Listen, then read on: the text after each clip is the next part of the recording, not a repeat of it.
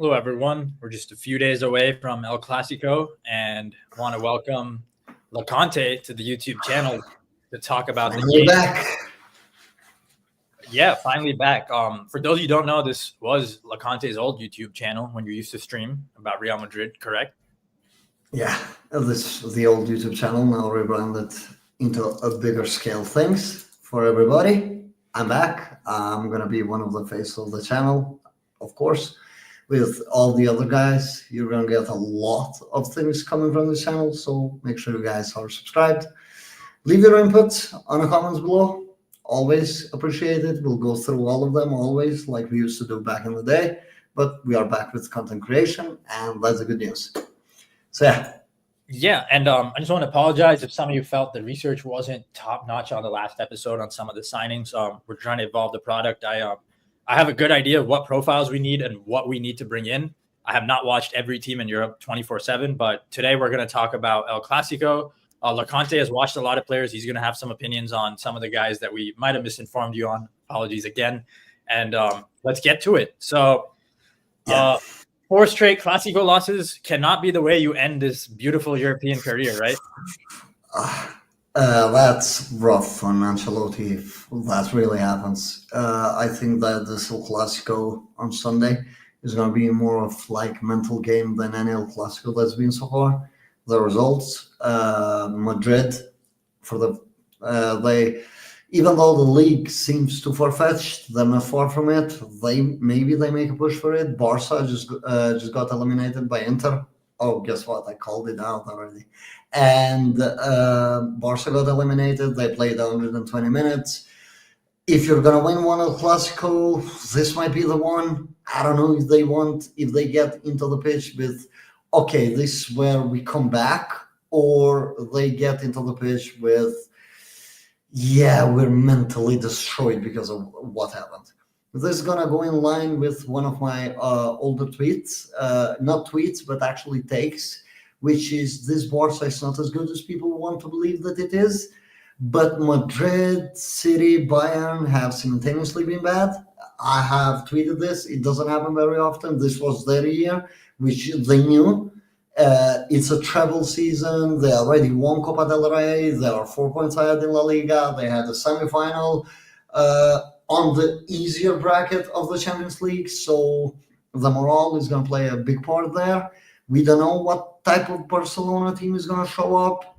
Hansi Flick, in my opinion, what his style of play is player abuse. There is too much running. There is too much. They know that this squad is going to run out of legs in a short span of years in comparison to a lot of other teams if they continue to play this way. But Flick now has a history as a main coach that he's not going to go away from it.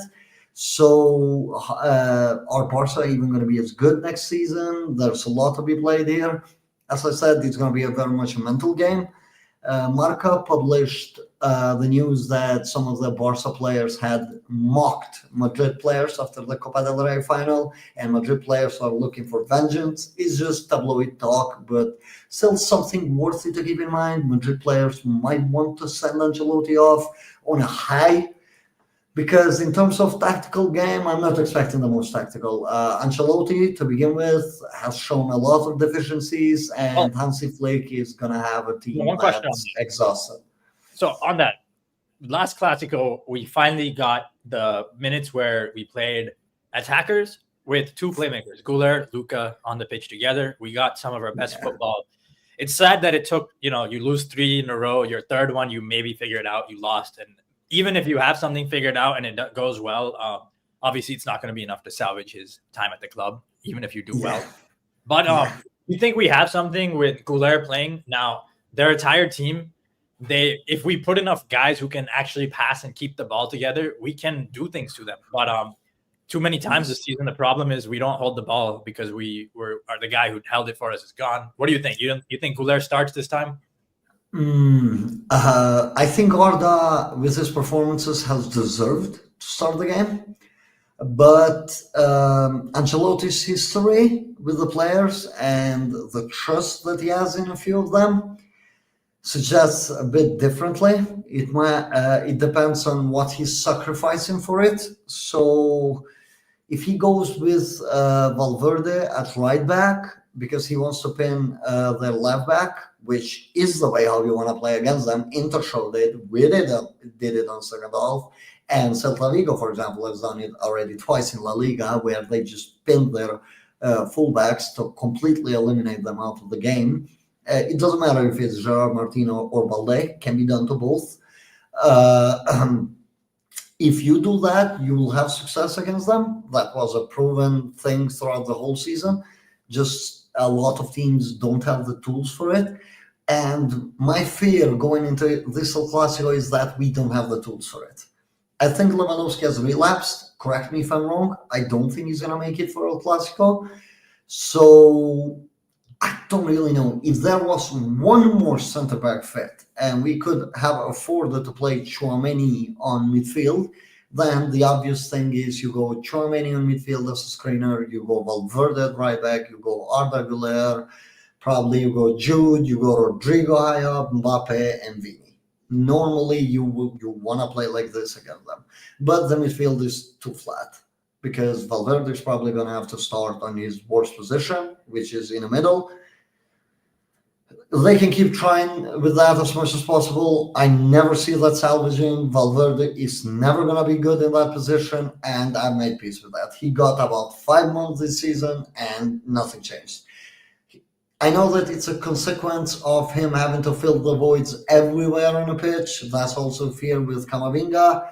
But I think that Valverde's brain now instinctively just works on that sense. Maybe. As a role player, he just plays like a role player. Yeah, he just doesn't take charge. He doesn't take charge. He's not going to take charge. So therefore, what are you really going to do? You're going to play Lucas at right back again. Lucas is just very slow. So how are you going to pin their fullback with Lucas? I don't know. This son Ancelotti should have figured it out months ago when Carvalho got the injury. He just never tried this on the coach. This is why he's gone, because he simply just, I don't know what he was thinking, really. It's very hard for me to even make sense of Ancelotti's train of thought throughout the season. But back into El Clasico, you're probably going to get the midfield of Valverde, Ceballos. Maybe you get Arda and Jude. Maybe, but I don't know if Ancelotti is going to reward him with an El Clasico. Oh, you're saying we're going to, I forgot. We're doing what? Fucking Tchouaméni center back again? Oh my God. Yeah, I mean, there's no center back fit, so it's just essential out there, unless we want to play a kid that, bad to say, Jacobo Ramon just shrunk in 2 games that he got with the team. Yes. So you think Ramon played his way out of the first team picture already? I think so. I mean, with a coach like Ancelotti, yeah. It's not that he was at fault with anything, but people need to understand that with Carlo, personality matters a lot, and that's just lacking. That's clearly lacking. Too safe, doesn't jump in, also, bad timing.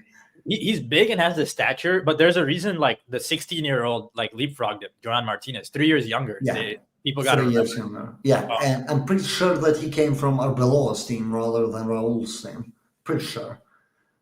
He just made the leap from juvenile A to first team immediately instead of going to Castilla and then moving up a level. Yeah. That makes sense. Joan's off days, so we got to wait on him. We can't rely on him next season unless we're stupid. Only a stupid team would want him to get back to 100% quickly. Yeah, too many injuries there. Alaba, don't get me wrong. I don't think there's anything left on Alaba. He's not built for big games anymore. Like he's good for small games against blocks that are sitting off us. That's it. Yeah. Because his passing is gonna help you break them down, basically. But for this El Clasico, you might as well, because you don't have options. But he's not fit either. So Tchouaméni is playing center back. There's no 2 ways around it.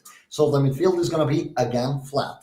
So you're gonna have that issue which you had on previous, not the Copa del Rey final, but the Supercopa and the first El Clasico, where either you're going to have to drop Jude, which was the first El Clasico, and have Jude give you that tactical astute where the midfielders just aren't floating around, or you play Jude high up and then you get that mess in the middle where nobody's actually in the middle because, well, Valverde and Ceballos just don't know how to stay there, aren't coached to stay there, have never been coached to stay there really. So they want to float around and you get killed between the lines. That's on the center backs then to clean it up. Maybe they might, as I said, fatigue might hit for Barca. Maybe this time around you get lucky, but I still don't know. Even Fermin Lopez, if he starts against ahead of Dani Olmo, even he can kill you there. So I'm not sure. The midfield is too flat without Chouameni. It's always been like even when Chouameni was getting criticized, I always said you can't play without him, even if he's not gonna be good on the ball, as good as you want. Take the load of other midfielders. Chouameni is just way too good at killing the attacks. He was one of the key players for that Copa del Rey performance because he was just staying deep. He was helping you out. He completely took their number 10s out of the game. Their midfield couldn't progress properly. And you can see that out of the goal where the whole team just jumps into the box and they block the view of the goalkeeper. That shows panic. That shows a bit of lack of confidence on the coaching department to begin with, more than anything else. Jude losing the ball there is just, it should never lead to a goal, but for us it does because it's panic mode. Its players don't have anything to fall back into, and you kind of expect the same thing again. If Madrid manage to make the game chaotic, they're going to win it. I have zero doubts about it. Barca are too fatigued to deal with it. And I think that Madrid are going to have just enough confidence to be able to beat them. They don't have the Inter tools. I don't think they were looking at Inter and being like, oh, this is something that we could replicate. They're probably looking into their last performance against Barcelona and a little bit of the first half of the first El Clasico, probably looking to mix up these two in order to get something out of. But for the most part, again, now you're in a conundrum where you don't really have a real midfield. You have a makeshift midfield. You don't have players that are going to be more static, that are going to screen, that are going to help you win the balls back quick.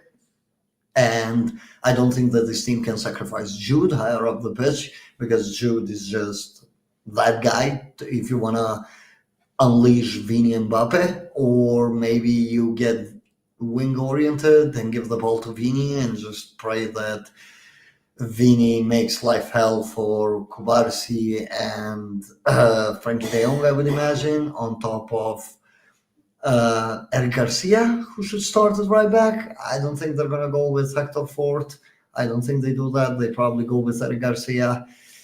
Unless you do that, you resort to that, you tell Mbappe, just make time your runs better, bro, because you're going to need to in this game, and just look for what Vini's doing, which is not a strategy that Ancelotti hasn't really gone to.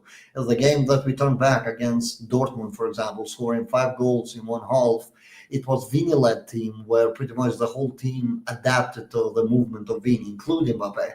So that's a doable thing. I don't know if Ancelotti goes with that, but he's in a conundrum either way with the midfield. Camavinga is injured. If Camavinga wasn't injured, then maybe you get a little bit more ball winning. But Camavinga, again, he's not going to be stationary. He's not going to stick to one position. He's going to float around a lot. He's going to leave a lot of space, essentially. Ferran Torres is just going to feast of that. Fermin Lopez is going to feast of that. So now you're preying on both Asensio and Chouameni to be able to cover that up. And add the fact that Lucas is going to be your right back. The Valverde thing, he will probably have to close down Rafinha's movement on the inside.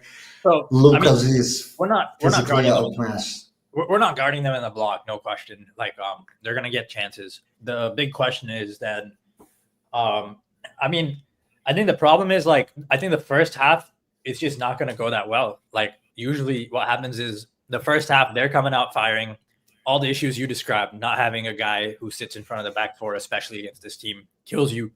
They kill you in the spaces. But kind of like last game, the second half is where they're just not the same team anymore. Like maybe at the start of the season, you got 75, 80 minutes. Now you're getting like 35 to 40 minutes from them in the first half. Second half, they have 15, 20. They're getting tired. They're not able to go 45 minutes high level execution. I have trouble believing we won't get chances in those moments. Do we have enough or do enough to have a chance in the game when those chances arrive? Or are we already down 3-0 like that, like we normally are? And sometimes that's the question. Because can we survive the first half onslaught? Because they are tired. They're dead. To be honest, let's be honest. If they had two more players, they might win the treble. They're just dead. They have nobody. Like they were missing 4 guys. Yeah, but it's a Hansi Flick thing, right? Like it's Also the the Flick tradition thing, of the Hansi Flick. You know, it's not like Flick is good at making like average footballers look good on that setup. Like you're having Inigo Martinez, who's a decent center back, has been throughout his career, never top. You're having him look one of the best center backs in the world of football because that's the setup. But as you can see, the moment when they're out of that rhythm is the moment when the level of those players just starts to show. And majority of Barca players just can't hold their own. That's the reality. It's a big overperformance in terms of player quality to results, which was always going to lead to disaster sooner rather than later. So, yeah. Well, you think I don't think you could have done much more with this team, but yeah, he definitely squeezes them. But do you think he's like Jurgen Klopp, where you just squeeze the bar until everything comes out? He's worse. The thing with Klopp is that Klopp knew when what Flick doesn't.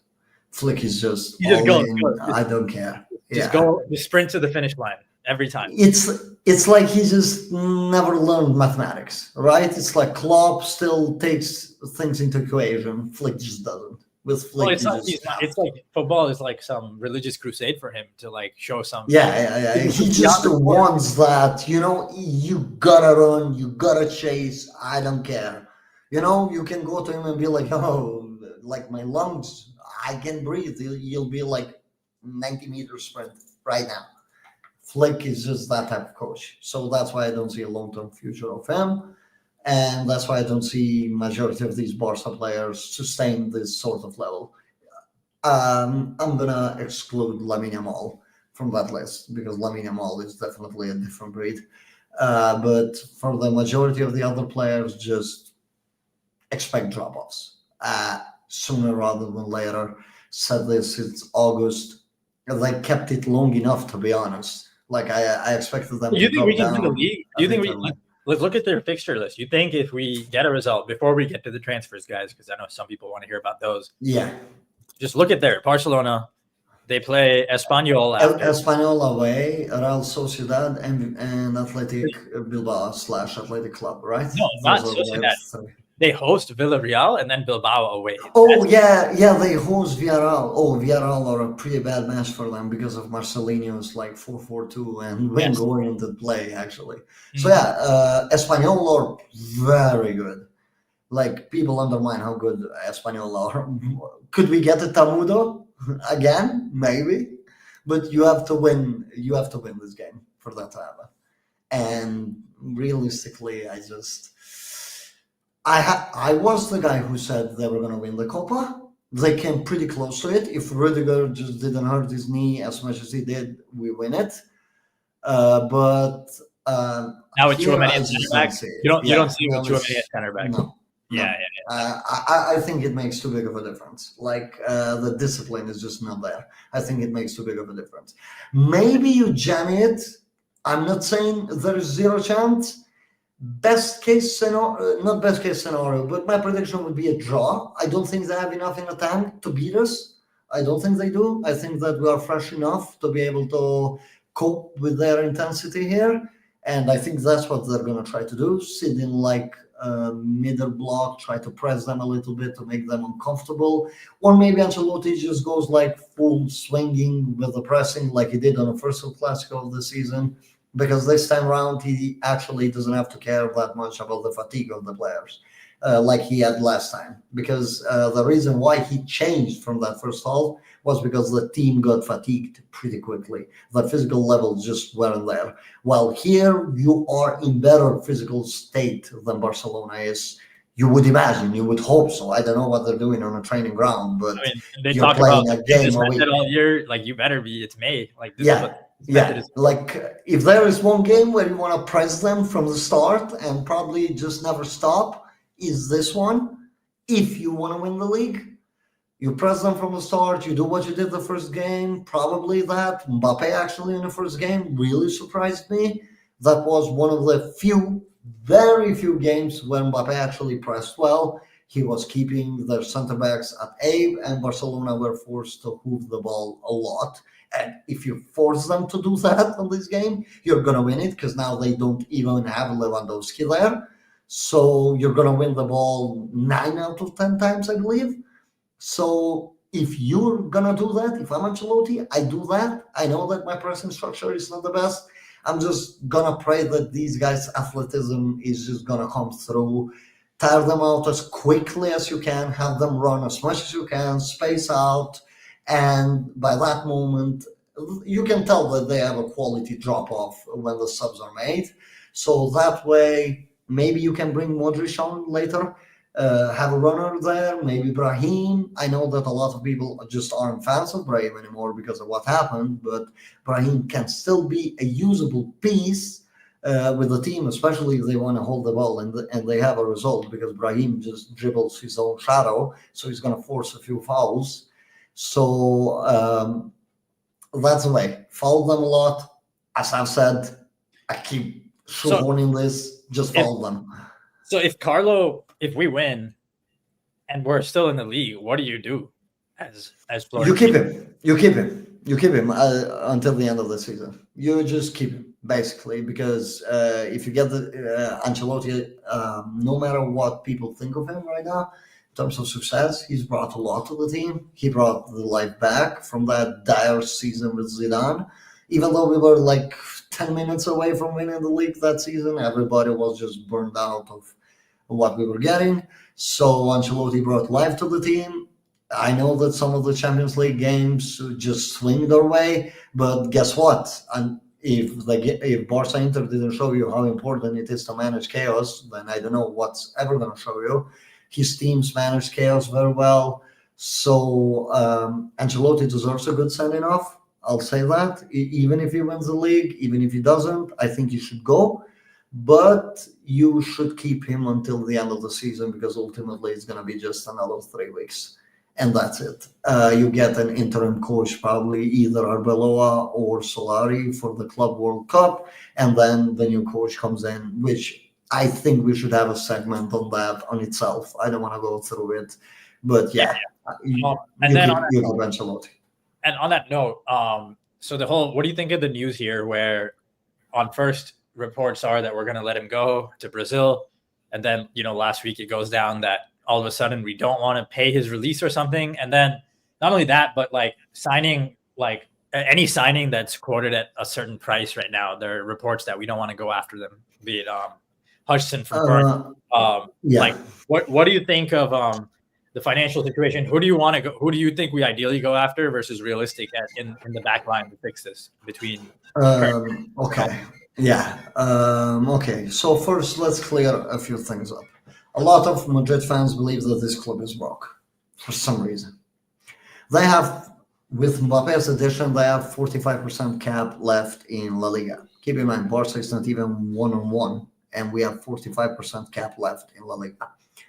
That means they generate a shitload of money. Actually, they broke the record this year, fiscal year, where they earned over $1 billion. So the club, in terms of finances, very stable. How they manage the finances is a whole different story. A lot of people I noticed that are not aware, the reason why Ancelotti left in 2015 was money. So over the contract extension? Yeah, in 2015. So this is from Ancelotti's book. A lot of people don't know this. He asked for a raise and they said no, right? Yeah. He goes like, okay, I want a raise. And they go like, no. He goes like, well, okay, I'm going to leave. And they go like, there's the door.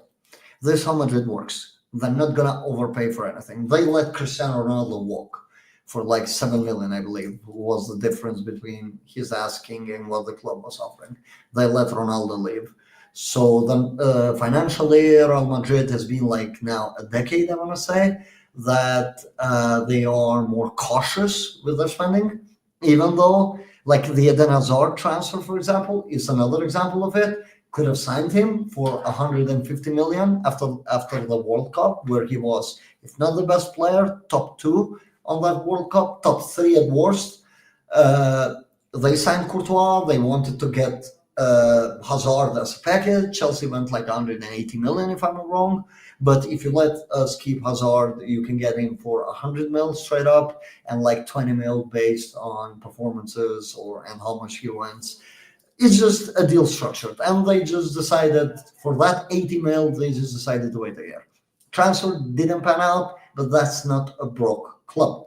That's a club that's thinking about best way to navigate a little them. frugal at times, not broke. Yeah, a frugal.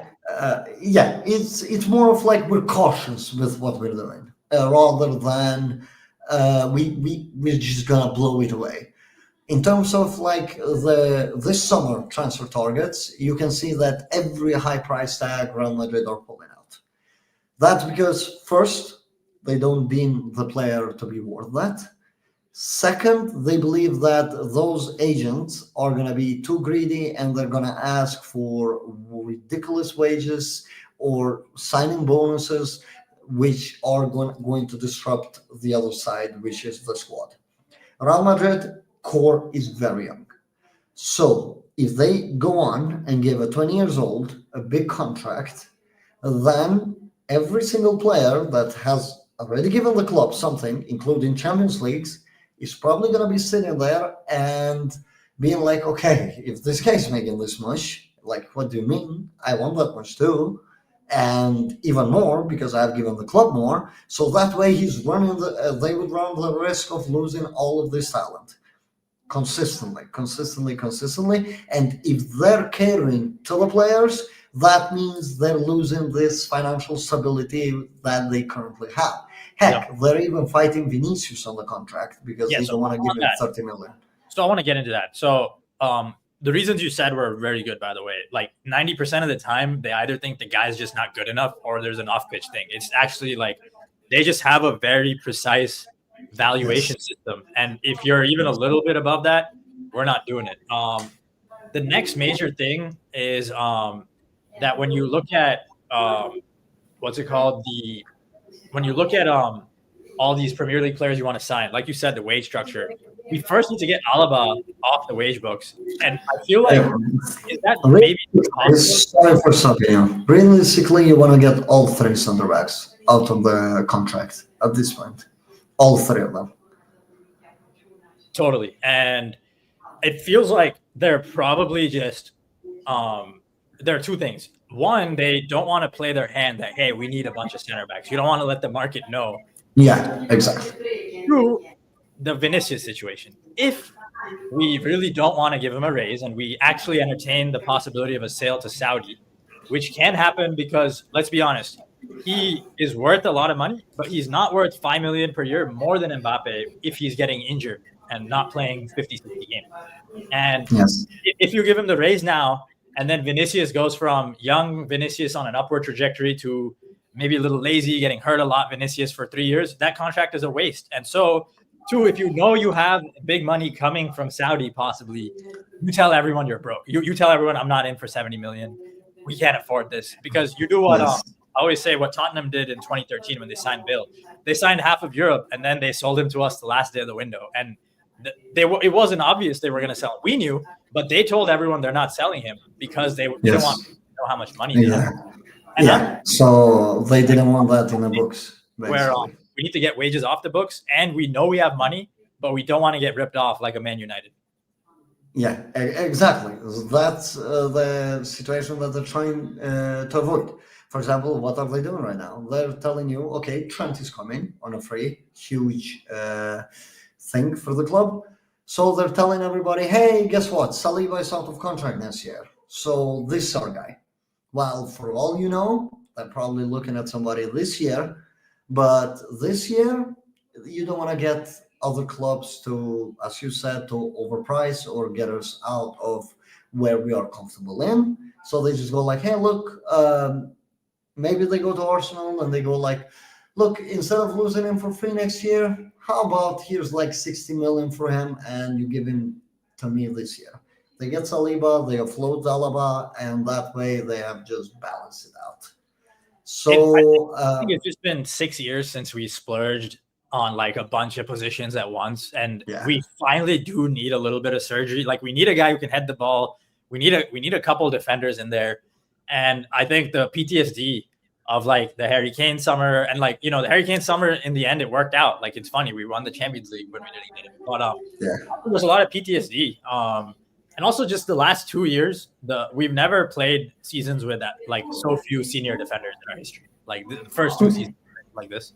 Yeah. It's a bit of a complicated situation because normally we wouldn't really be talking about like center backs this much if Rudiger's knee wasn't what's being reported it is. Because it's being reported that he's never going to full heal his age. Rudiger makes a shitload of money. We're talking about Alaba. He could be the guy offloaded if they are to sign a Saliba this summer. In terms of like younger options, I'm not really sure that we want to do that. I'm not sure because let's say Asensio is the only available center back. Are you going to pair him with another youngster and try to win the Champions League? I'm not sure, So they think a lot about that. I know that people like to go like, oh, they're so incompetent. They're so this. They got people who spend more time on this than you could ever dream. Yeah, they're having these convos that we have on the show like 100 times over for sure. Every day I want to say like they're going like, okay, is this a possibility? Is that they're moving the books around? They're moving the money. Okay, we move the needle. Talk to this club. Talk to that club. What's going to happen there? So even with Mbappe, right? In 2024, right, when the second saga happened, and they sent him to train with the unwanted, Madrid just straight up refused to win talks with PSG. They just went like, well, we already know that there's no chance that you can't play Mbappe the whole season, so I'm not going to entertain you. And they got him for free. We say for free. We know that it's not for free. Don't get me wrong. If somebody's on the comments like, oh, Mbappe's getting signing bonuses, we know that. Like, that's one of the points why I say this club is not broke.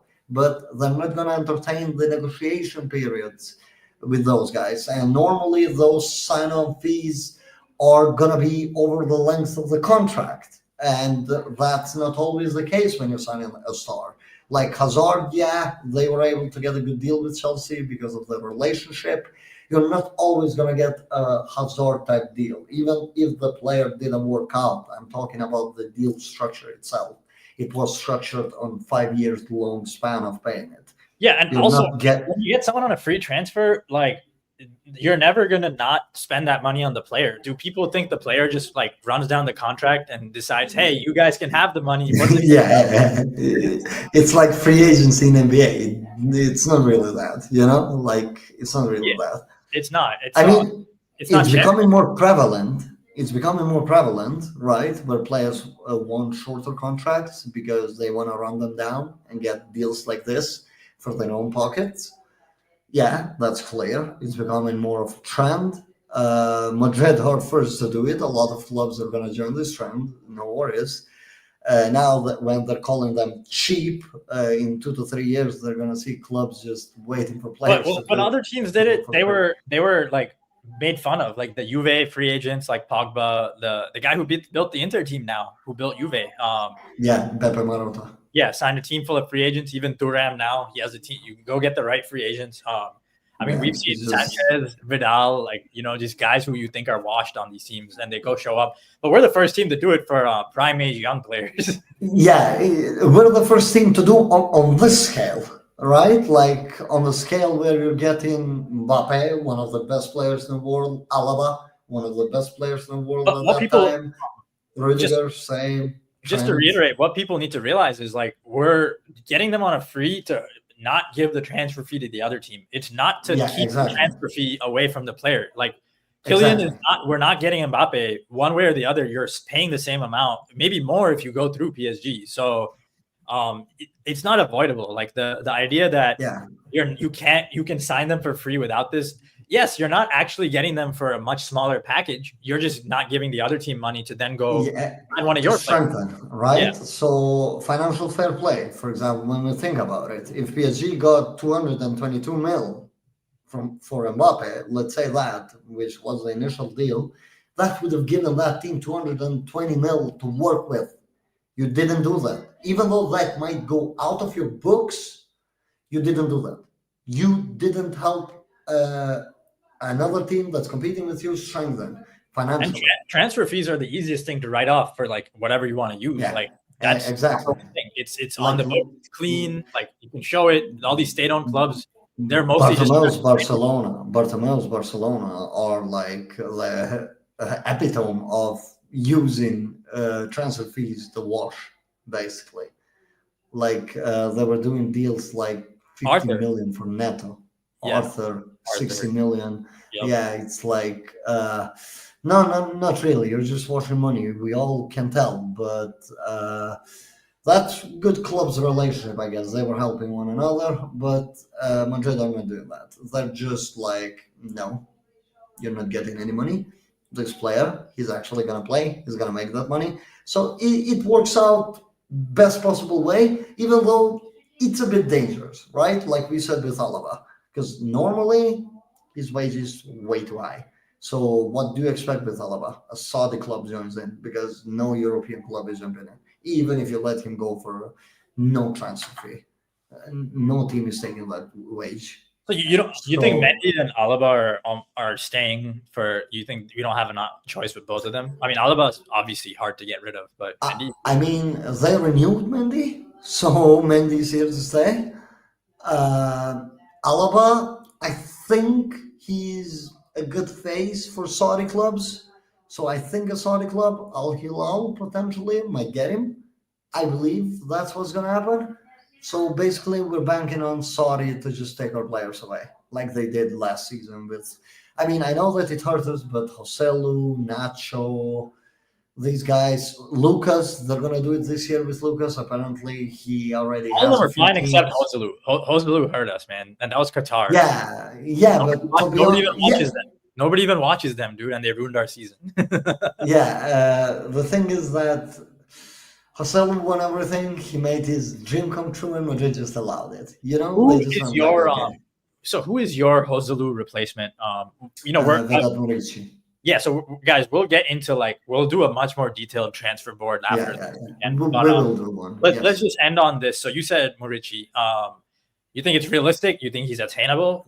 Or do you think it's more so just a perfect profile that hopefully we go after?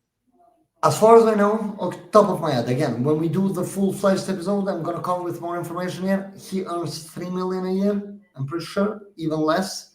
That would be less than Ocelo was making at Madrid. He would be the lowest paid player on a club. 1. 2, his age, over 30. Mallorca will probably be looking to float anyways, despite its importance. And 3, he's been quite a little bit injury prone this season, so that gives Mallorca just another reason to sell him. Why it makes sense when I said all of this? Well, you're not signing a player to be a starter. You just want a player to add you that option. We have discussed before. Real Madrid are a crossing team. Real Madrid are not going to suddenly change, become into a Pep team because another coach is coming. That's still ingrained within the system. The new coach is not going to come here to completely overhaul the team. He's just going to come in to install some fresh air, do what we do well, and improve upon that rather than completely change what we are saying. If people are expecting that, let's say, Alonso is going to come in and you're going to get insane football out of it where it's 80% possession, the other team has had 2 shots, bad news. That's not happening. You're still going to cross the ball. You're still going to be in dead-end situations. that's ingrained within those players now for over a decade. It's not going to change in one summer. You might start to see a little bit of a shift. It's not happening anytime soon. So what do? You base it off these. Vedat Murici fits everything. Extremely good box presence. Actually better than Ocello at bringing the ball down. Interestingly enough, he's left-footed. So that might be something, considering that we are very left side heavy. So when he makes the separations, his left foot might come way more in handy instead of like Joselu, who had to go behind and then switch legs to get the shots off. You have a player that will probably get it on his favorite foot a bit more often to take the shot. He's a bully when it comes to beating defenders. There's no defender in the world winning a 1v1 against him. Simple as that. I mean, aerially, I mean, physically, not 1v1 in dribbling, again. But for as long as you have this option to have, he's your perfect fit. He can come in. The other team is going to try to sit back a little bit, especially he becomes way more important for La Liga than Champions League. Yeah, The like other- Joselu, Yeah. and he's Yeah. except the Bayern game, which was like a La Liga game at that point, like a team sitting off. Yeah, it was a La Liga game because you gave the ball to Vinicius. Vinicius was rinsing Kimmich, and you were getting the ball into the box, just hoping it's gonna find the target. You know, it wasn't like some sort of like calculated football where we're shifting the blocks around. No, we were just passing it to Vinicius and just being like, okay, he's gonna ruin Kimmich's life, and that's about it. And he did, but it wasn't enough. Yeah. Joselu came and finished the job. Yep, exactly, right? Like it didn't matter. You still needed that to sell it, right? So that's gonna be more easy.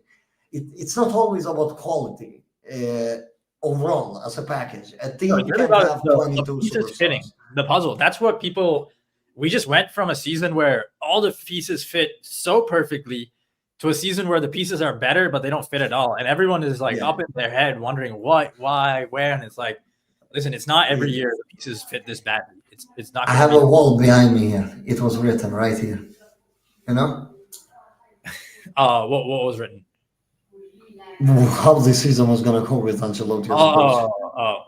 I wasn't as clear just because I thought like, okay, like same team, put maybe Modric in certain moments instead of Cruz, put Mbappe instead of Rodrigo, do the same things, but yeah, it was a disaster. On the preseason, I already got the memo. When he went back to 4-3-3 and he went like, I'm going to play 4-3-3 at all costs, I'm like, yeah, this is not going to end well.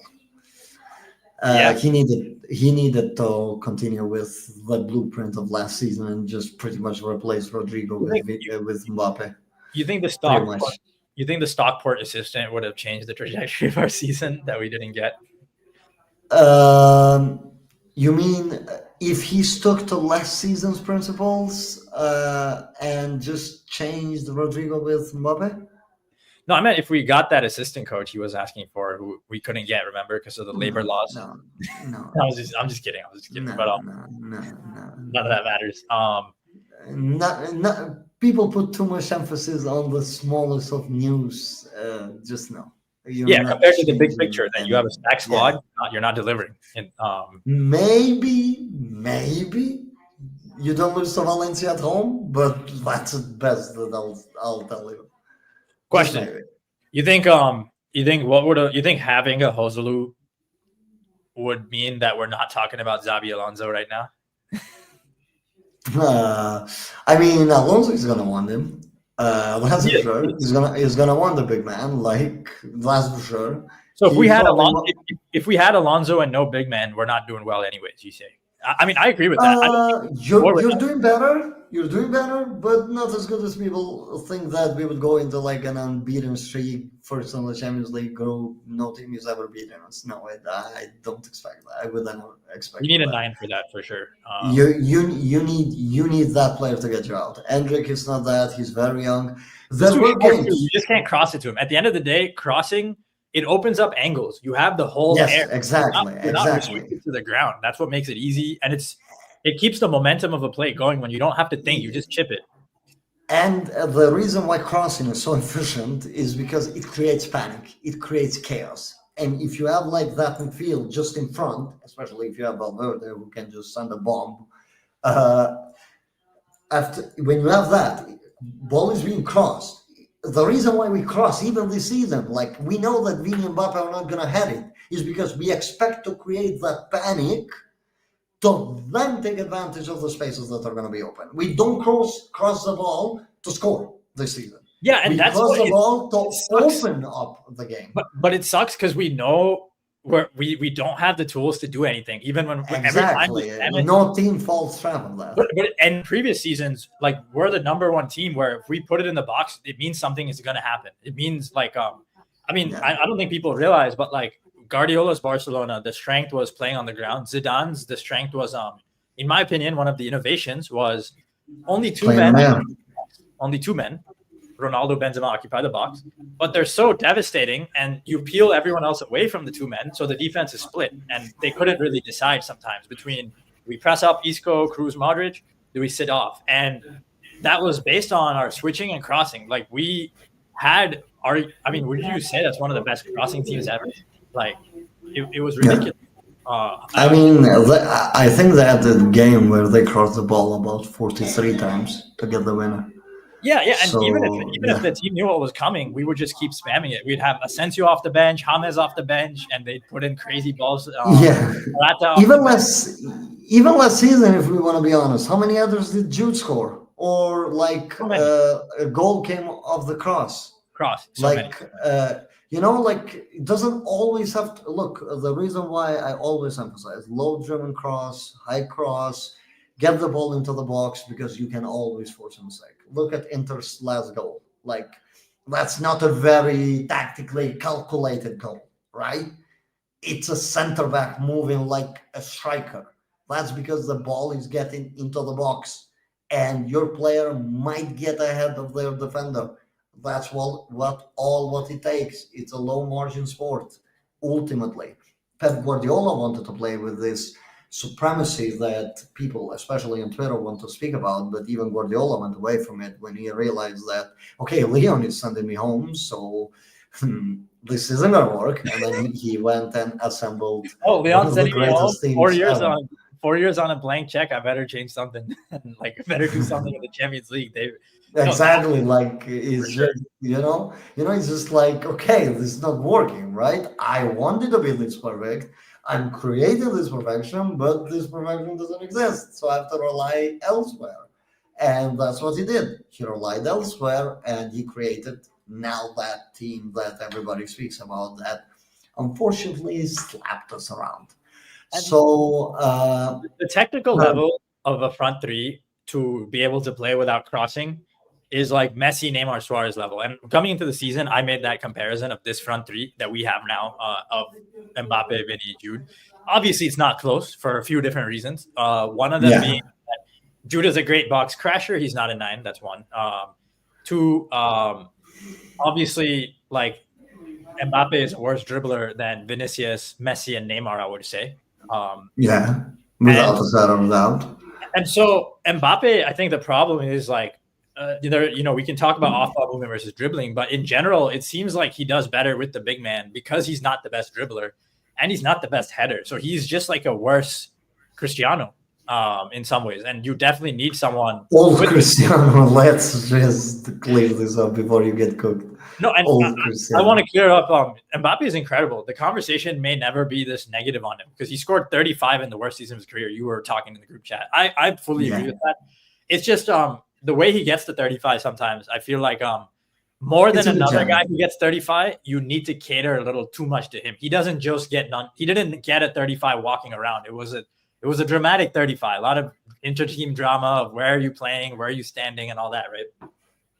Yeah, and don't forget that throughout the season we saw like games where Vini was number 9 and Mbappe was left winger because Ancelotti just couldn't figure out how is he going to sort this out. Wenger, look, ultimately it's going to come down to Mbappe sacrificing. Whether he likes it or not, Alonso as a coach, whoever is a coach, nobody's playing Mbappe as a winger either. Vinicius. Sacrifice touches and sacrifice on defense. Touches and defense, the two things. Yeah, it's that, but also it's the fact that Mbappe is, people don't seem to realize it, but he's become quite heavy. He needs a bit of time to get going. And as a winger, that kills you. So that's why Yeah, yeah. I've been like one of the biggest things that I've said this season has been that we need to limit how much Mbappe touches the ball. We Yeah, need to me too. limit, Yeah. maximize Vini, limit Mbappe. But that just wasn't happening.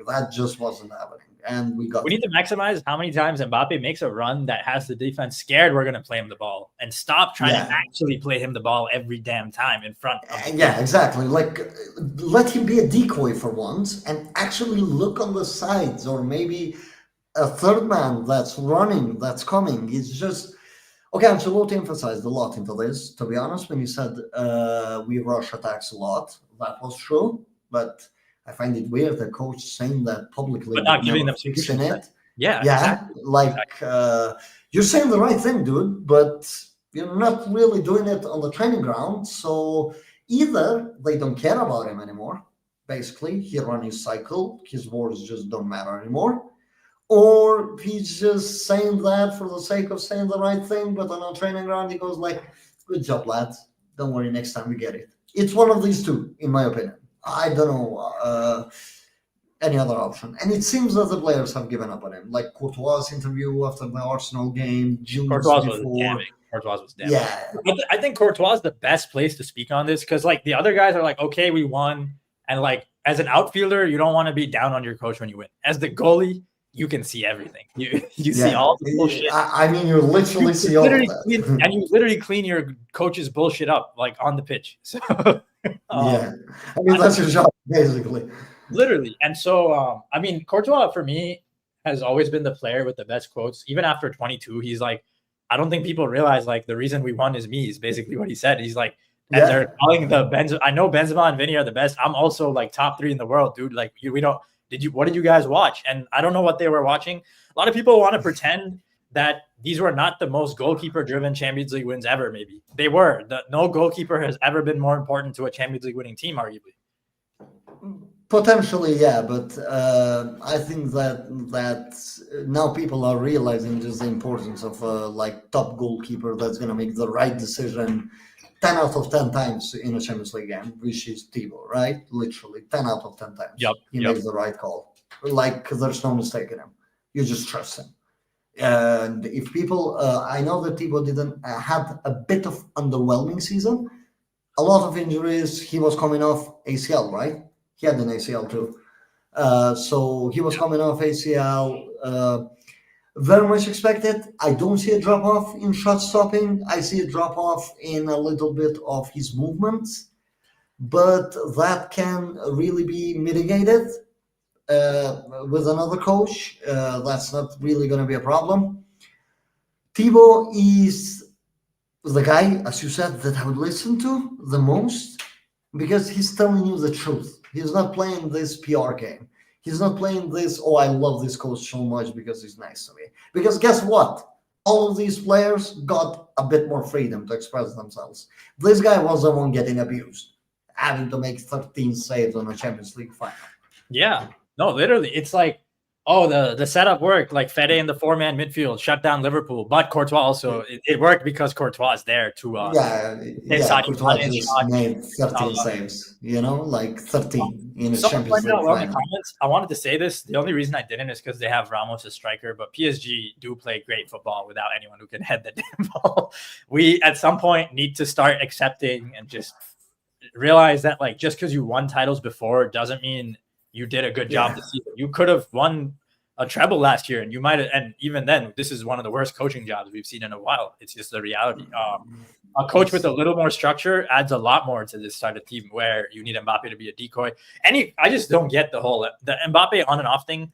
For me, I think Carlo, he has a team that gives him good diagnosis, but the solutions are always like kind of dependent on Courtois. Again, they've all, like, we celebrate him. He's only here because Courtois has ensured his solutions to get over the line in the first place. And but yeah, like you said, it's not getting through. But I don't think it's not that it's not getting through.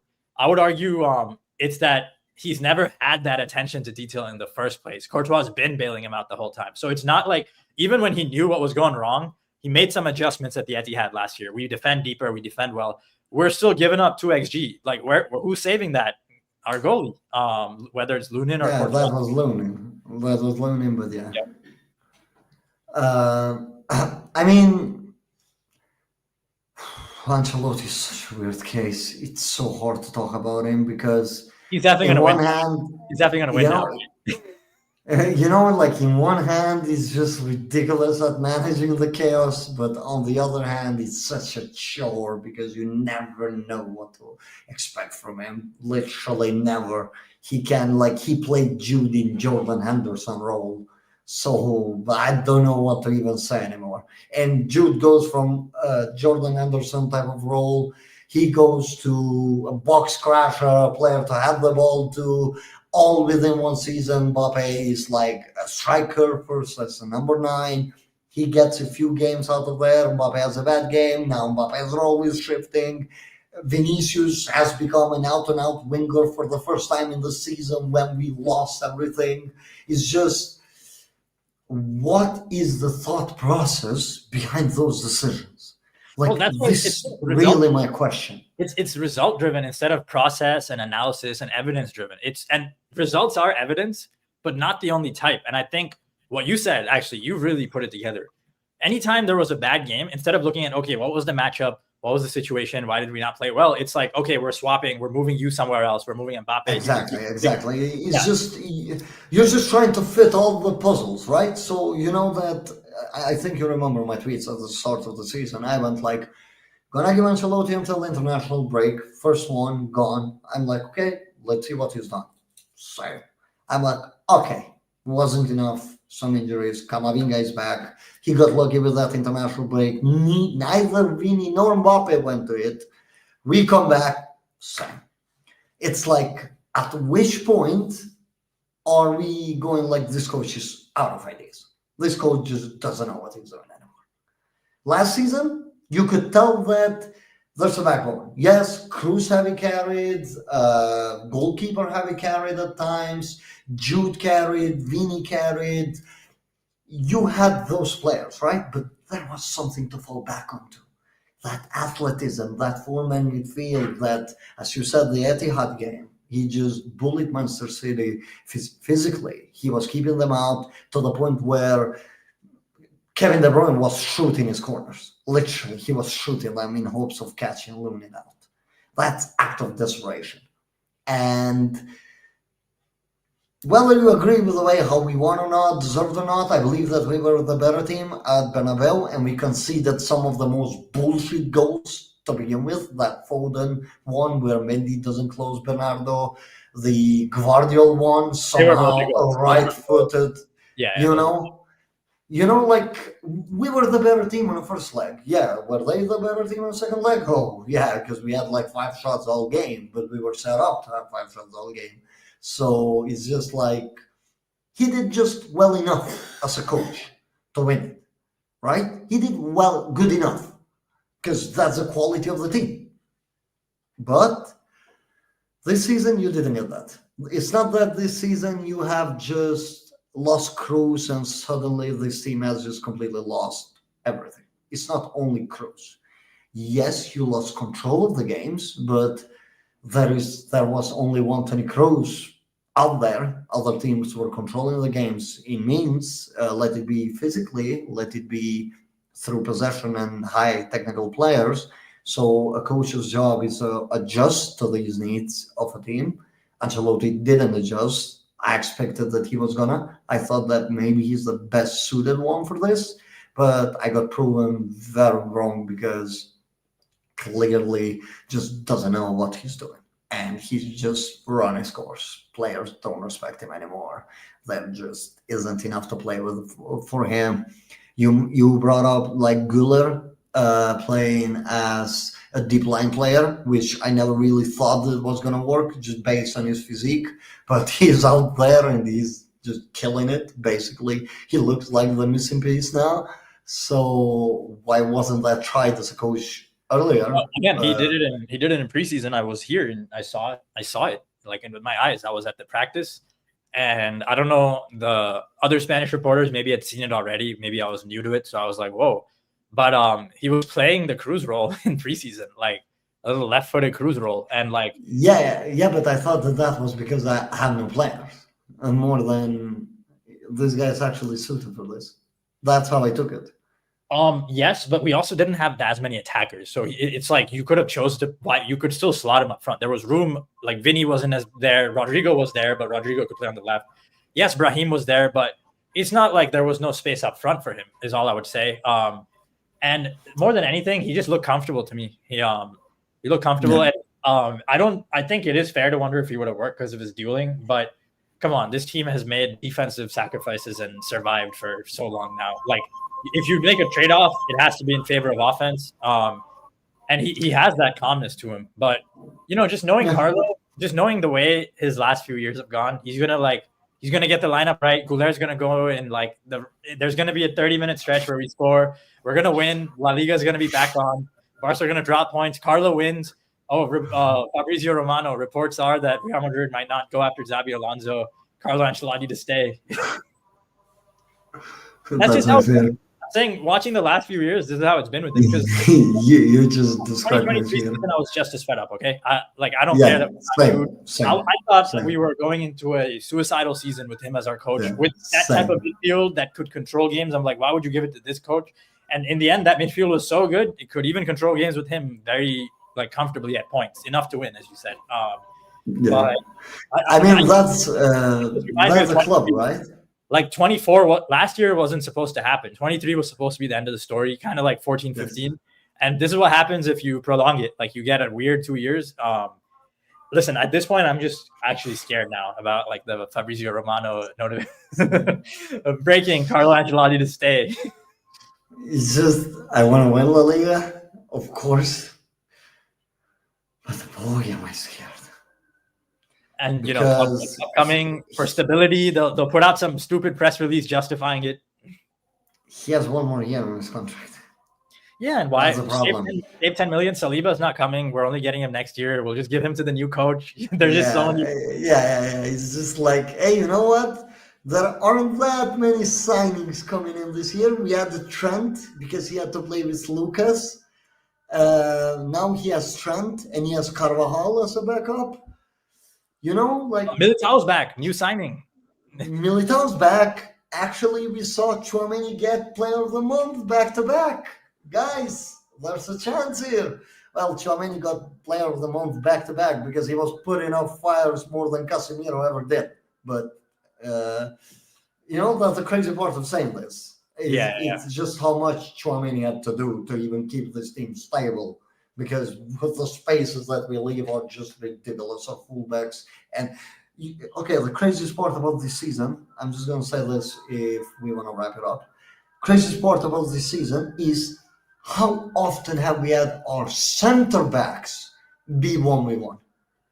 Not even fullbacks. Center backs 1v1 constantly on a game. Like, they're not built for that. Well, that's why it's funny. Like Carlo comes in to a team set up by Zidane, and it's just slowly regressed. Like this is what was happening when Zidane first came. Before he knew how to coach, we'd have Ramos and Varane in one-on-ones. When Zidane left, we were controlling, and now it's the deterioration. We don't control games. Defensive fundamentals are gone. Also, the midfield line is rarely like airtight like it was 3-4 years ago. It's airtight like. For 4 games a season in the biggest games of the seasons during our good seasons. But like under Zidane, I remember half a season where that like midfield 4 and 5 just held their line. Mid block, deep block didn't matter. That consistency was there and it's gone now. Adam, look, the scary part with Ancelotti is, again, as I'm saying, he goes on Sunday. It's literally 4:15 p.m. on Spanish time. Weird hour. He goes there, wins like a 4-1 game out of nowhere. Mbappe scoring a hat-trick.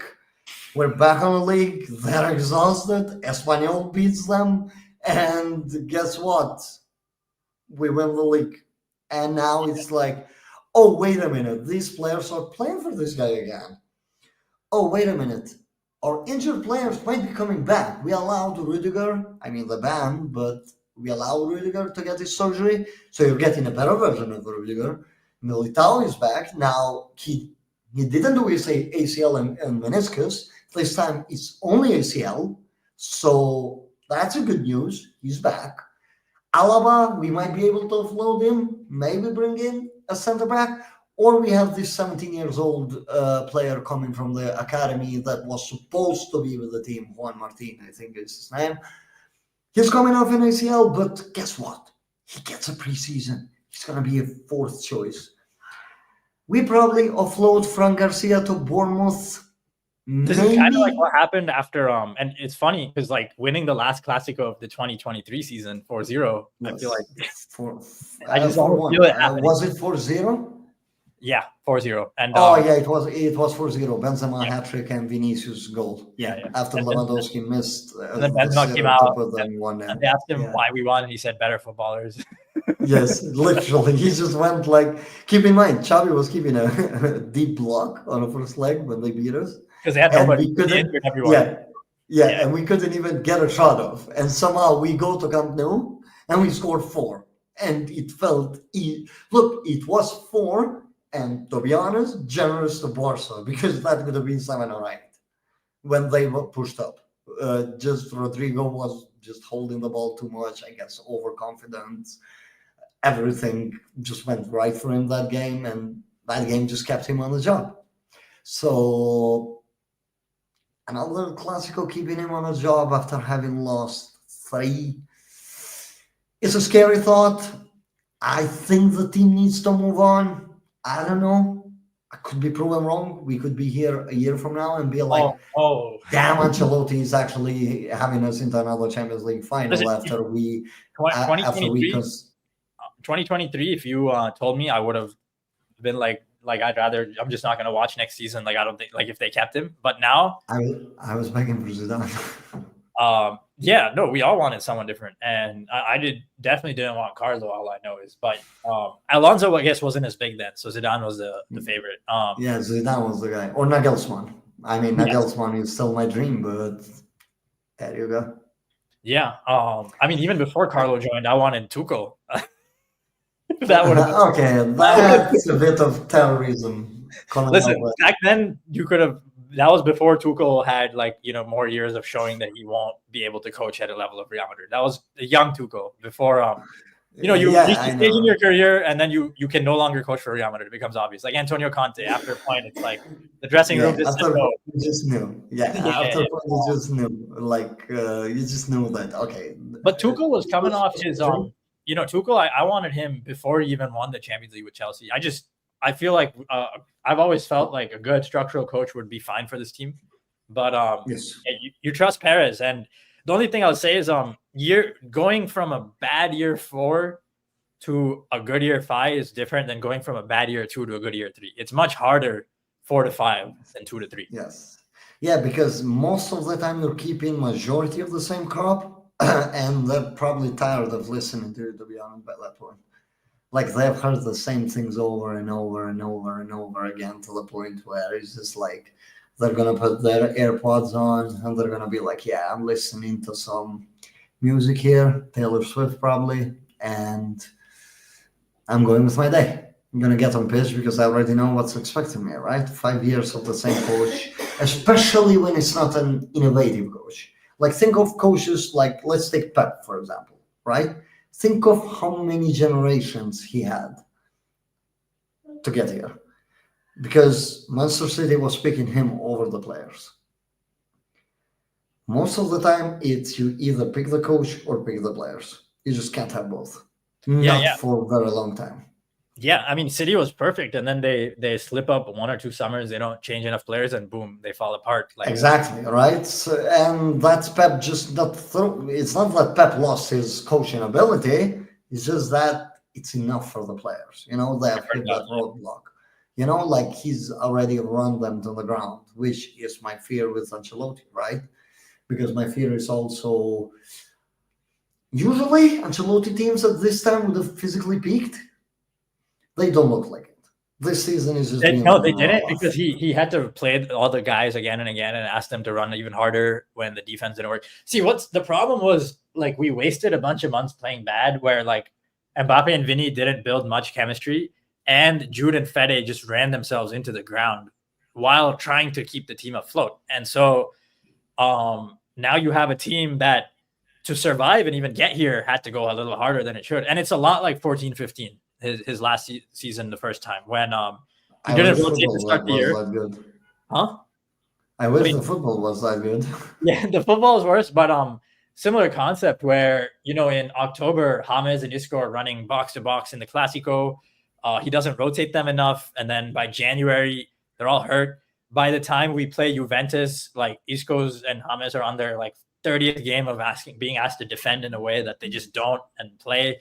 They're exhausted and like very reminiscent. But it's a stacked team. So even a tired stacked team, they brought Isco in the second half of the season. He started really shining that season. He got a standing ovation, I remember, away, I think, or at home. Yeah, because he was so brilliant. And you can do that. But and they tried that this year, Tchouaméni out of the lineup, then back in, Asensio coming to the lineup. But everyone who's been in the team from the start has been burnt to the ground as a result. Like they're dead. Or they're in and out of the lineup with injuries. It's just all the same crap all the time. I mean, the game against Celta, right? Like, there's a tweet of mine on 50th minute when I went, like, take Jude and Mbappe off because they already look exhausted. And guess what? They ended up having to play 90 minutes because the team jumped off. Instead, when you could have had the subs just do the running when you're 3-0 up, I don't think that your substitutions are that bad, bro. They can run. That's all what you need. But, it's just... it's just nothing positive really coming. Like, you're 3-0 up and you're just like numb. Normally, look, in a normal season, 4 points with an El Clasico coming, right now we would be like, we need to win this. This has got to be it. They're destroyed mentally. This is where we get them. We destroy them, we get another Tamudo, and there you go, we win the league. But right now, we're actually scared of winning the league because we're like, what if this guy stays here for another year? And then you already know what excuses would be coming next year, but we're trying. You already know. Like, you have a script there in front of you, and Alonso, to be honest, is not coming off his best possible season, even though he secured second with like 14 points difference, which, considering the level of the players and the fact that he took a relegation team to there, is a ridiculous achievement. He's not coming off the best possible season in terms of results, especially on the Champions League against Bayern. But again, people just seem to underestimate how much pressure gets to the players, how much pressure gets to the players, and it's not always on a coach. He did make mistakes there, but it's not always on a coach. Like, if you look at the goals conceded, you'll see, like, those are player-conceded goals. Like, I'll quote Jurgen Klopp here. Klopp goes and says, when I'm analyzing a goal that we have conceded, I look in and about 4 to 4 plays ahead. I want to see who started the wrongdoing, who's the second guy who made the wrong step, who's the third guy, who's the fourth guy, and then how did it come to the goal conceded? Because that's how it goes. It's not, oh, this is a bad pass. Let's say, for example, Varane's mistakes against Manchester City, right? Like, those were the big ones. That's a coaching problem on top of other players' problems. Players weren't showing for the ball on the first goal when he made the mistake. Players weren't showing up for the ball. They knew that he's not the most technical player. So those players need to come in, take the ball. You don't expect Varane to get you out of that high press. The coach clearly told them not to hoof the ball and lose it because he was too scared of Manchester City. And then in that moment, for too long. And in that moment, Varane just made a bad risk reward on top of that. Yeah, exactly, right? So it's a combination of everything that leads to that one thing, right? I'm not saying here... what I consider like a player mistake? When you dribble past the keeper, you have an open net and you miss it. Thank you, Wayne, against Lyon. But that's like where I go like, yeah, that's on the player, because you should be put in that way. Not a lot of circumstances always boil down to one player because there are 3 or 4 making bad steps. For example, like Jude lost the ball for Pedri to score on Copa del Rey final, right? And look at Jude's reaction. He's like, do I chase him? Is somebody going after him? What's happening here? Where are my teammates? And by the time he's clocked what's happening, he's already like 5 feet behind. So he's having to chase and chase and chase and chase. That's lack of coaching. That's lack of, okay, look, if you lose the ball here, I want 2 players here. Stop it. They want to go between the lines. Like, I'm sorry, but you're playing Flick's Barcelona. What do you expect? They're gonna try to get behind your lines. They're gonna try to get the ball to two of their number 10s. They're gonna try to go wide to the fullback to cross the ball, which would be Gerard Martin or Balde, because they want to cause that panic, and then they have the players behind their center backs have pushed so high, so they have clogged and narrowed the pitch down so much for you. How you as a coach don't clog that, I don't get it. You got a taste of that for 2 games already. Same way. So I don't understand some of the decision making of Ancelotti in general. So that's why I don't have high hopes for this El Clasico. But guess what? The El Clasico that I don't have high hopes with could be the El Clasico where he goes and does all the right things. Like, and Barcelona are coached, so it's a possibility. Like he gets Vini and Mbappe to press their center backs. that would be the thing though. In the last game, all of a sudden, like our guys cover the way we've been asking all season. Goulart plays like I just feel it in the air. But like just imagine it's Arda pulling their fullback. He's more than capable of doing that, by the way. Mbappe stays on 1. I'm not even saying that he has to run his lungs out. He just needs to stay on 1 to take that out of the game, like Benzema used to do. Vinicius is showing that he's running more, so Vinicius is going to take a little bit more physical load on it. And Vinicius is going to run a bit more on Kubarsi / the fullback, but now they don't even have the mobility of Koundé to get out of it. So it could happen. Like, it genuinely could happen. I genuinely could see Ancelotti out coaching Flick like no coach has, because there are ingredients to do it. He has the team to do it. The athleticism is still there. I know I said that the midfield is a bit flat. It is a bit flat, but they are tired, so they are very likely not going to be able to take as much advantage of it as they would in normal circumstances. Add the mental toll. If you go all out pressing, they have even more pressure because now they're playing in front of the fans that they disappointed.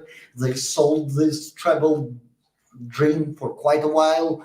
They lost it on 93rd minute. Bottled it again, basically. So that means that the mentality hasn't fully shifted as they believe. So you have the tools to do it. You can eat their ground up. You can win their game. You can play their game and win their game because you have more player quality. You just need to coach as well as Flick does, which I don't think Flick coaches all that well. So yeah, and on that note, I think Flick coaches well when you remove the player welfare / like all that. When you, on FIFA he would be amazing, but he is like running players to the ground. Well, I feel like on FIFA, on Ultimate Team, you have to buy. I don't know if they still do those fitness cards. You have to buy those for the players every game. They would never return to 100 energy or whatever. Yeah. But, that style, but if you turn off fatigue, he's a good. If you turn off fatigue coach. The thing is, like, no injury, no fatigue. He's the best in the world, no problem. Yes, and I guess you're not going to get that every year. And like, I guess the best shot at getting that is probably moving from club to club. Like, because you get a new set of players. You get a new. He won the treble, and you saw what happened in the second season as well, right? Yes, 100%. That's what I expect to happen with Barca too. Like, so the big strength they have, as people are pointing out, is they don't play the Club World Cup, the lucky bastards, so they get away with it. They're not gonna get away with it. Well, they may not. They may not. We'll see how much the Club World Cup obviously affects our teams, though. Like, it could affect it. It really comes down to if the other teams get hurt by it, where it's like this season where nobody's that great again, and then Barcelona looked like one of the best teams by just being good. But it's just a natural drop off of that intensity. Like, if he has the team playing this way next year mentally, I'm generally gonna be like, Flick is a good coach. Until I see that happening, I'm not gonna say that.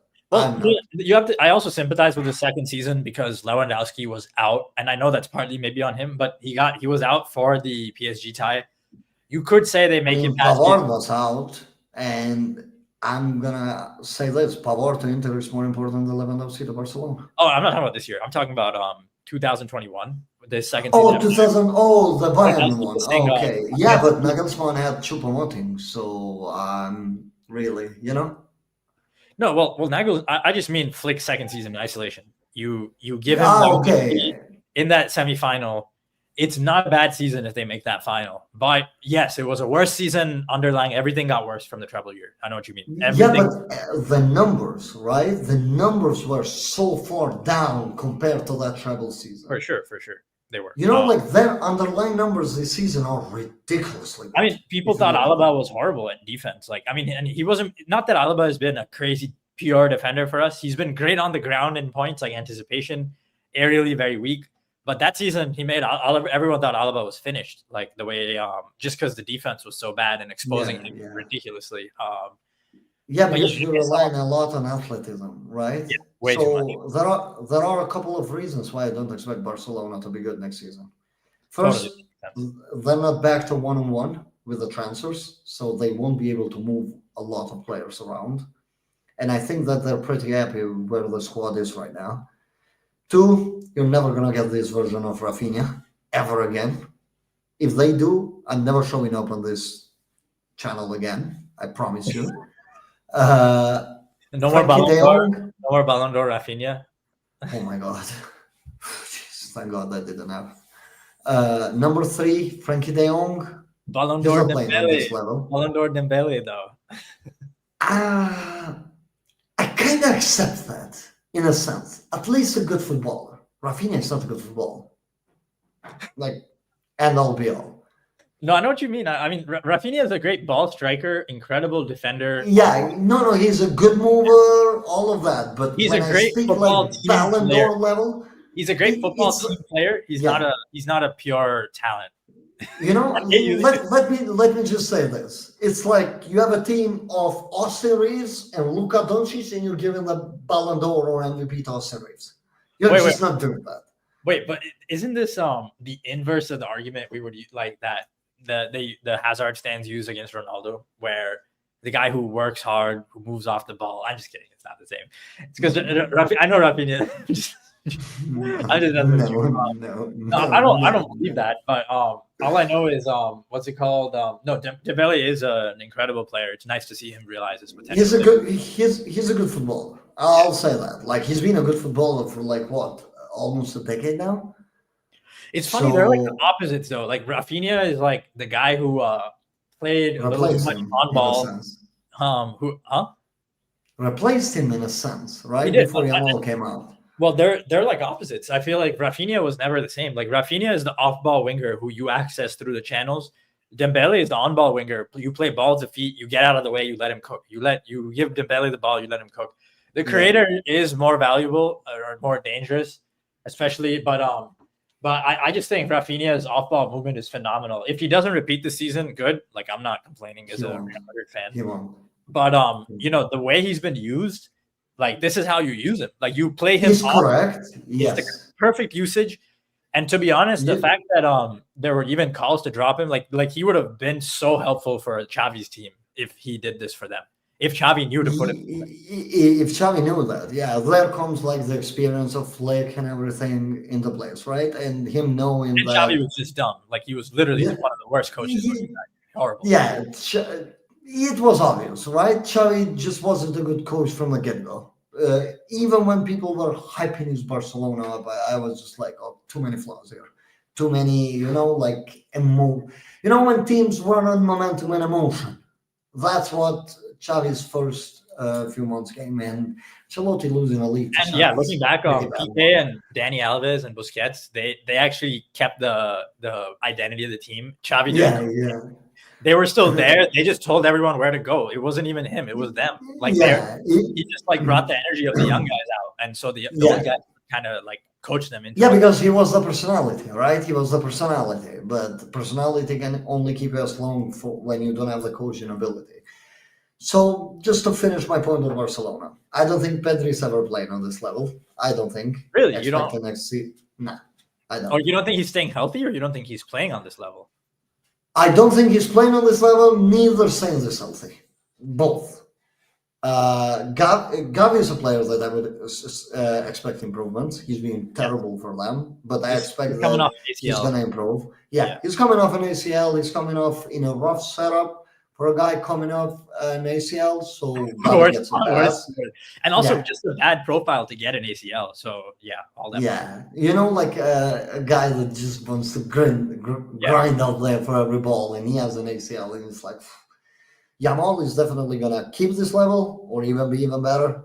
I don't know. hmm But Yamal is that guy that's just pure football. You know, like you Neymar, can as tell with people, Yamal. Neymar, as You know, people say, left-footed Neymar, I think is the best uh, comparison. yeah, probably the best comparison because he just can do those things with the ball that are not coaching reliant, they're not situational reliant. He just does it. It doesn't matter what. Yeah, He just basically, does it. if he becomes if he ends up developing even more finishing, he could be Messi, but I hope not. And as of now, he still He's, profiles as a Neymar. Like Messi's yeah, finishing is so much better than the next best player. I still don't think people realize. Like it was Messi's finishing, and then Messi's yeah, passing was just ridiculous. I don't think Yamal will ever get that. You know, like Messi you don't was just like you don't the think only peak reason Neymar, why.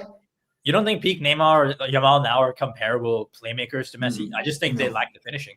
Yeah, really. no, no. No, I just think that Messi was able to see things that these guys just can't. Like for example, like Yamal was incredible against Inter, right?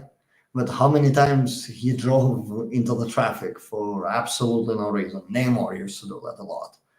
They Yeah, can get themselves out of it. They can Messi. get themselves out of it, but by that point, they have completely disoriented their teammates. So it's just like, what's the price here? Messi wouldn't do that.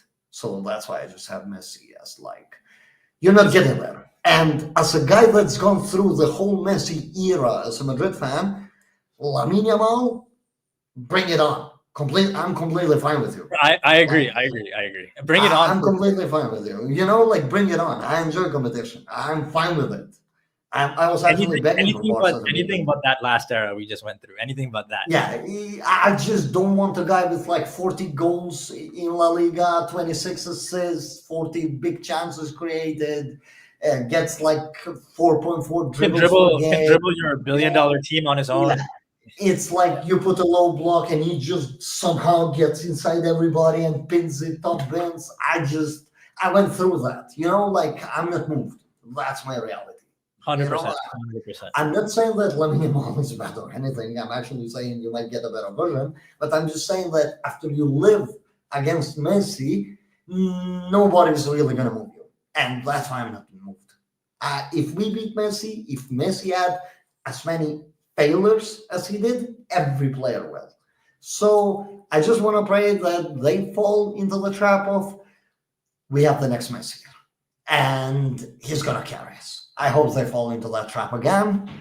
They create a mediocre team again, and that's about it. We just have to deal with them and a bunch of guys there instead of dealing with MSN, to be honest, because Messi gets injured and it's Neymar there completely like 14 dribbles a game and Yeah, no, scoring also that solo goals.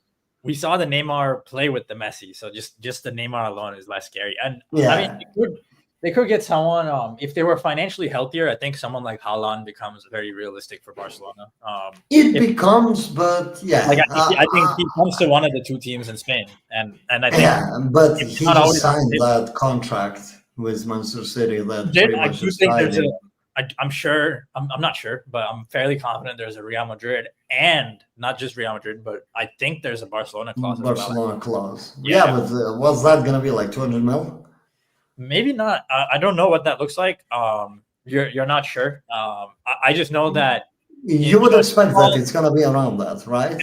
in football, the best players in the world find a way of like eventually getting around to Real Madrid and Barcelona. Usually nowadays at older ages to Barcelona and younger ages to Real Madrid. But like Yeah, you know, like for me personally, there are a few players that I never touch. A Pep player, if he lets him go, he has already run him to the ground.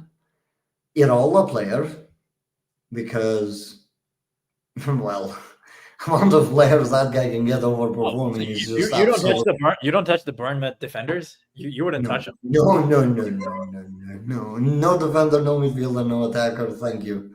No, Oh, unless I'm getting no yes, of Kirkes, course. nothing. No, you don't want Hudson. You just wait for Saliba. No.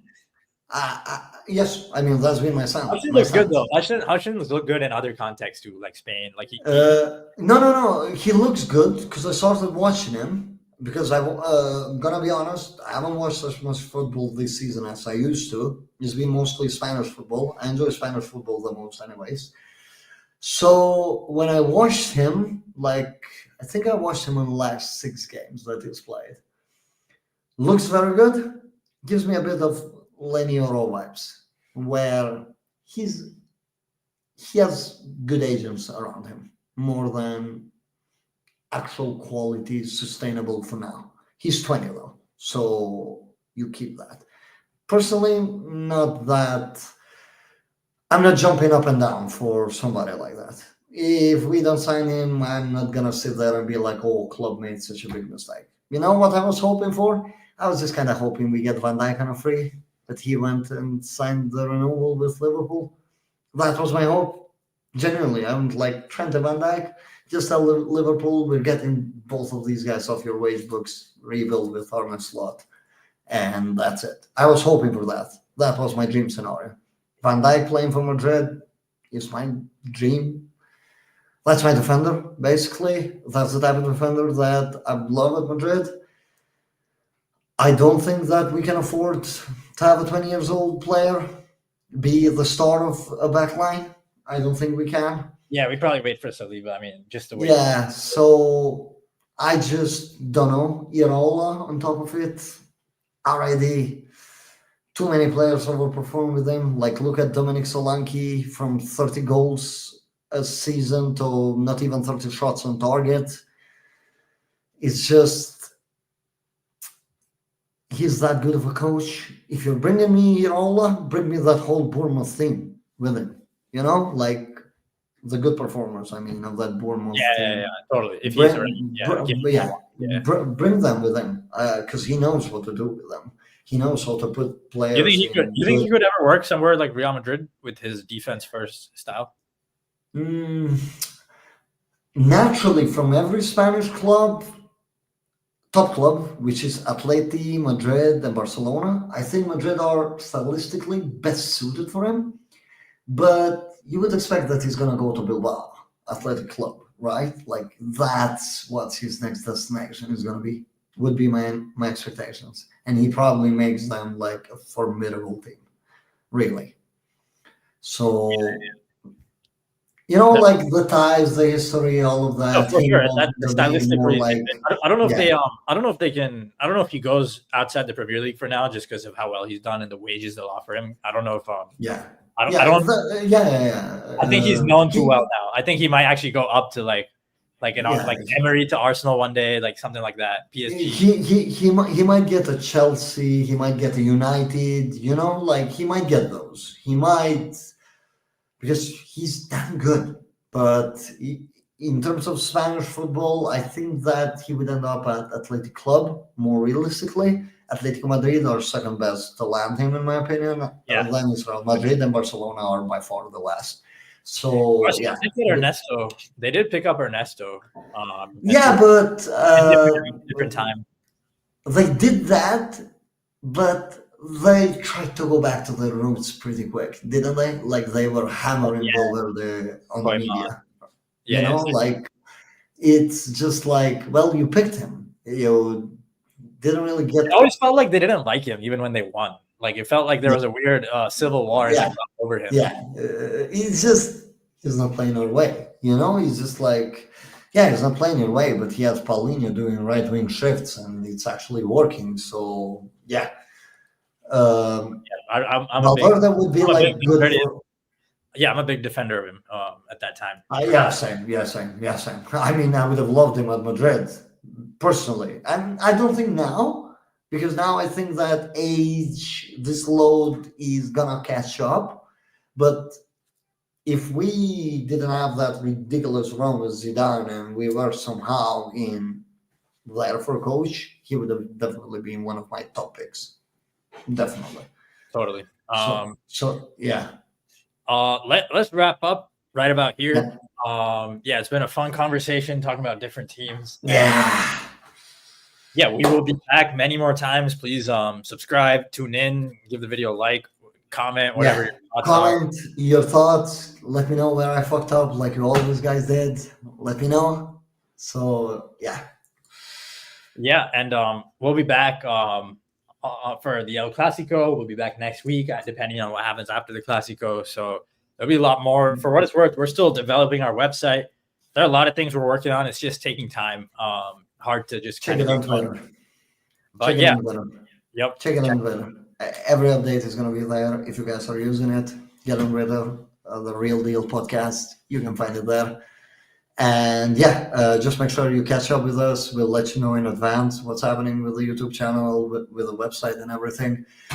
So yeah, I'm finally back here. I wish people knew how much trouble was to get here. Yeah. Also, dude, I know he didn't play well, but you got to stop hitting so much on Austin Reeves. But we're gonna continue that conversation off camera. I'm just kidding. But see you all later. Woman NBA is waiting. Yeah, you don't.